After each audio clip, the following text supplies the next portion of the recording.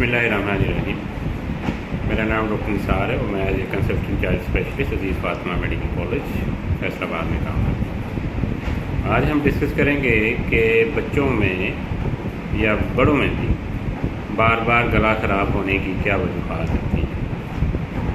क्योंकि बहुत से पेशेंट आप आगे सर्दी का मौसम शुरू हो जाएगा तो ख़ास तौर पर बच्चों के अंदर और बड़ों के अंदर भी ये प्रॉब्लम बार बार रिपोर्ट होना शुरू हो जाएगी और ये वालिदैन के लिए ख़ास तौर पे बड़ी परेशानी की वजूहत होती है, क्योंकि बच्चे का स्कूल डिस्टर्ब होता है, छुट्टियां हो रही होती हैं और बच्चे की ओवरऑल सेहत पे उसके असरात होते हैं।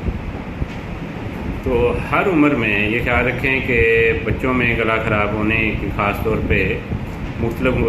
जो एजेज़ हैं उनकी उनमें मुख्तलिफ वजूहत हो सकती हैं। जैसे ये छोटे बच्चे हैं, 1 साल से कम उम्र के बच्चे हैं, तो उनमें अक्सर गला जो ख़राब होना ज़्यादा शुरू होता है वो 6 माह के बाद शुरू होना शुरू होता है ज़्यादा, और उसमें बाज़ का साथ पेट भी ख़राब होता है।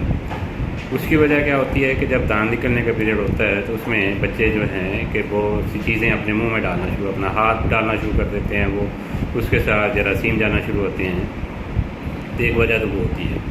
फिर जब वो चीज़ें डालते हैं तो उनके साथ जो इन्फेक्शन जाती हैं उस वजह से उन बच्चों का गला ख़राब होना शुरू होता है। और बाज़ वो बच्चे खुद उनकी अपनी वजह से नहीं, बड़ों की वजह से उनका गला या चेस्ट इन्फेक्शन होती है। कि जो लोग उनको हैंडल कर रहे होते हैं, जो उनको संभाल रहे होते हैं, उनको किसी नज़ला ज़ुकाम या गला ख़राब है तो उनके सांस से जो इन्फेक्शन उनको ट्रांसफ़र होती है उस वजह से होता है। और बाज़ का ये होता है कि वो बच्चे एलर्जीज़ का ही शिकार होते हैं, शुरू से दूध की एलर्जी का शिकार होते हैं या दूध वैसे जो है कि एलर्जी, या उनमें क़ुव्वत मदाफ़त कम होती है जिस वजह से आसानी का जो है कि शिकार होते हैं। अभी क्योंकि वैक्सीन भी मुकम्मल नहीं हुई होती और खांसी टीके नहीं लगे होते तो वो बच्चे जल्दी इसका शिकार हो जाते हैं। और बाद बच्चों में जो है कि जो दूध निकालते हैं बहुत ज़्यादा, तो मैदे से जो एसिड या तेज़ाब उनके साथ आ रहा होता है उस वजह से भी बार बार उनका गला ख़राब होता है। उसके बाद जो बड़े बच्चे हैं 1 से 5 साल के दरमियान जैसे, उनमें बहुत से बच्चे जो हैं कि जिनके हफासी टीके पूरे नहीं लगे,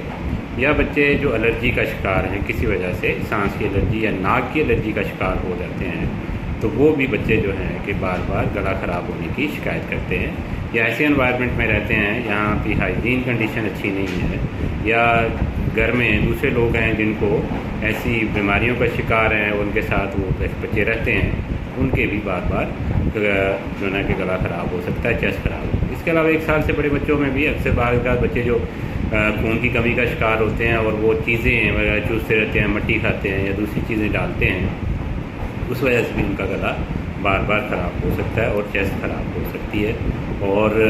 इससे बड़े बच्चों में अमूमी तौर पे जो होते हैं कि वो बच्चे जो कि ख़ास तौर पे एलर्जी का शिकार होते हैं, ख़ास तौर पे नाक की एलर्जी का, इसको एलर्जिक राइनाइटिस कहते हैं, या जिन बच्चों में टॉन्सिल्स की इन्फेक्शन होना शुरू हो जाती है। और वालिदैन क्या करते हैं कि मेडिसिन तो इस्तेमाल करते हैं लेकिन पूरी मेडिसिन इस्तेमाल नहीं करते, यानी एंटीबायोटिक्स की डोज पूरी इस्तेमाल नहीं करते, क्योंकि किसी भी गला ख़राब में कम से कम 1 हफ्ते से 10 दिन की एंटीबायोटिक्स जब अगर बैक्टीरिया की इन्फेक्शन है तो इस्तेमाल करनी चाहिए। अगर वो नहीं करते तो उनमें बच्चों में बार बार गला ख़राब होना शुरू, उनके टॉन्सिल्स का साइज़ बढ़ना शुरू हो जाता है। तो वो टॉन्सिल्स की इन्फेक्शन जो है वो मुकम्मल तौर पर ठीक नहीं होती, तो टॉन्सिल्स का साइज़ भी बढ़ जाता है और बार बार उनका गला ख़राब होता है। इसके अलावा अगर वही बच्चे किसी चीज़ से एलर्जी का शिकार है, बाज़ का वो स्कूल गोइंग होना शुरू हो जाते हैं तो दूसरे बच्चों से वो बीमारियां लेना शुरू कर देते हैं, उनकी क़ुव्वत मदाफ़त कम है किसी वजह से, तब भी वो ऐसी इन्फेक्शंस का शिकार हो सकते हैं। क्योंकि 5 साल की उम्र के बाद 15 साल के दरमियान भी अमूमी तौर पे वही बच्चे ज़्यादातर जिनकी क़ुव्वत मदाफ़त कम है, जो एलर्जीज़ का शिकार हैं या स्कूल गोइंग बच्चे हैं, तो उनमें ये प्रॉब्लम होती है। और या ये ख्याल भी रखना चाहिए कि 5 से 15 साल के दरमियान जो गले का बार बार ख़राब होना है, बच्चों के अंदर दिल के मसाइल जो हैं उसकी वजह भी बनता है। तो हमें ये ख्याल रखना चाहिए कि अगर आपके बच्चे का गला बार बार ख़राब हो रहा है तो उसके अंदर अगर इस तरह की कोई चीज़ें पाई जाती हैं तो उस हवाले से अपने चाइल्ड स्पेशलिस्ट से डिस्कस करें। इससे अगली वीडियो में हम डिस्कस करेंगे कि क्या हर किस्म के गला ख़राब में हमें एंटीबायोटिक्स इस्तेमाल करनी चाहिए कि नहीं। और ये याद रखें कि यही गला ख़राब फिर चेस्ट इन्फेक्शन की भी बार बार वजह बनता है। इसके अलावा इससे नेक्स्ट वीडियो में हम ये डिस्कस करेंगे कि अगर बार बार आपके बच्चे को निमोनिया हो रहा है तो चेस्ट में उसकी वजूहात क्या होती हैं। शुक्रिया।